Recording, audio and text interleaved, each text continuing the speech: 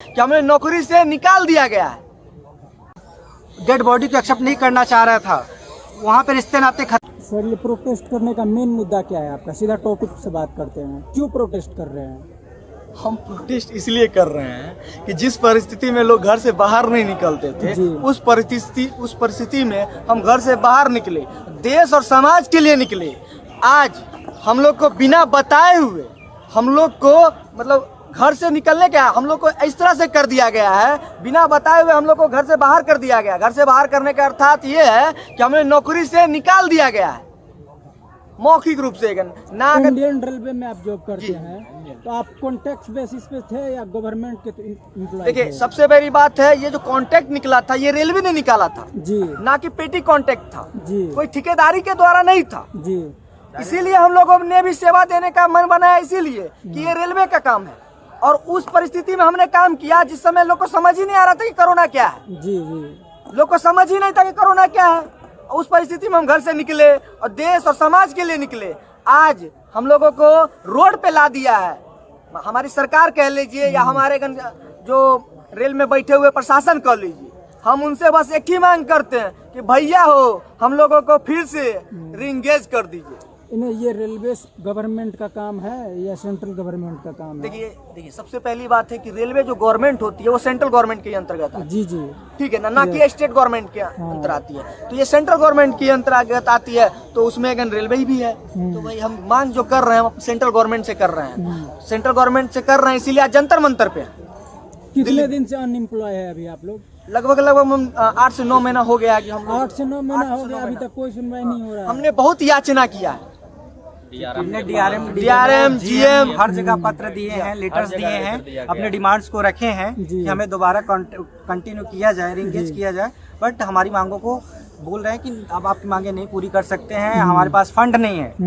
मैं भारत सरकार से, सेंट्रल गवर्नमेंट से यही पूछना चाहूँगा कि आप बताइए, आपके पास रेलवे स्टेशन बनाने के लिए फंड्स हैं, ठीक है, और ज़रूरतों को लिए फंड्स हैं आपके पास, और जो कोरोना योद्धा ने ऐसे सिचुएशंस में आपके साथ कंधे से कंधा मिलाकर आपका साथ दिया है, आपके लोगों की सेवा की है, देश की सेवा की है। उस वक्त आपने फूल की वर्षा की थी, थालियां बजाई थी, ठीक है, हमें मोटिवेट किया था। आपने कहा था जो कोविड में वर्क करेगा उनको 100 दिन वर्क करता है उनको गवर्नमेंट नौकरी में उनको परफॉर्मेंस बोनस देके उनको परमानेंट करने का काम करेंगे, रोजगार की प्राथमिकता देंगे। लेकिन फिर भी उन्होंने ऐसा कुछ भी नहीं किया, और 9 महीने से 10 महीने से हम बेरोजगार हैं।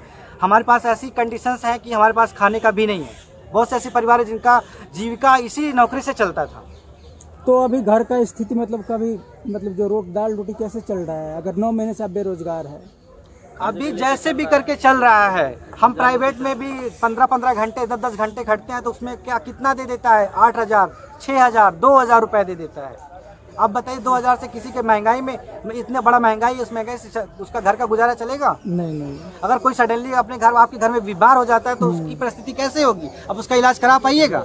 हमारे ऐसे पैरामेडिक्स स्टाफ हैं जिनको वो डायबिटीज हो चुका है उनको। हमने 8-8 घंटे 12-12 घंटे पीपी किट में पहन कर आईसीयू में हमने वर्क किया। उस वक्त कहाँ एसी चलता था, कौन सा फैन चलता था? हम पसीने से पूरा भीग जाते थे। आपने उस वक्त भी आपको अच्छे से पता होगा कि हमारे मास्क लगा नाक कट जाते थे, पूरी निशान आ जाते, पूरे फेस पे निशान आ जाता था, पूरा कमर पूरा लाल हो जाता था, रैसेज हो जाते थे। लगातार 15-16 घंटे ड्यूटी करना पड़ता था। बिल्कुल 15-16 घंटे नौकरी करना पड़ता था। उसके बाद भी हमने पानी पी के, जब हम आईसीयू में होते थे उस वक्त बिल्कुल हम अपना बलकफ भी थोड़ा भी गिर नहीं सकते थे, ऐसा सिचुएशंस था। और ऐसे सिचुएशंस में आप बताइए, अब हम सरकार से ये पूछना चाहेंगे कि जब उनका परिवार डेड बॉडी को एक्सेप्ट नहीं करना चाह रहा था, वहाँ पे रिश्ते नाते खत्म हो जाते थे, वहाँ पे हमारा रिलेशंस खत्म हो जाता था, तो वहाँ पे हमने सम्मानजनक उनकी बॉडीज़ को पैक किया है, उनको दाह संस्कार के लिए हैंड ओवर किया है। तो ऐसे मंजर हमने फेस किए हैं। गवर्नमेंट को क्या पता नहीं है? गवर्नमेंट को सब पता है। गवर्नमेंट ऐसा नहीं है कि दिखाई नहीं दे रहा है, सब दिखाई दे रहा है। मान लीजिए धरना आप लोग दे रहे हैं, तो आगे चलकर क्या आपको विश्वास है कि आपको फिर से अपने अंडर में इंडियन रेलवे ले लेगा? विश्वास के बारे में अगर हम कहें तो हम यही विश्वास के लिए तो अब जंतर मंतर दिल्ली में आए हैं। काफी जोन से लोग आए हैं, 17 डिविजन्स हैं। 17 डिविजन्स में हमारे नॉर्थ जोन से आप लोग या सेंट वो ईस्ट जोन से है? हर डिवीजन से है, हर डिवीजन से आए हैं। हर डिवीजन से है, ऑल इंडिया। अच्छा, ऑल इंडिया कोविड-19 कॉन्टैक्ट पैरामेडिकल स्टाफ है। जी जी ठीक है, ऑल इंडिया से आया है। वो ऐसा नहीं है नॉर्थ डिवीजन से या ईस्ट डिवीजन, ऐसा कुछ भी नहीं है।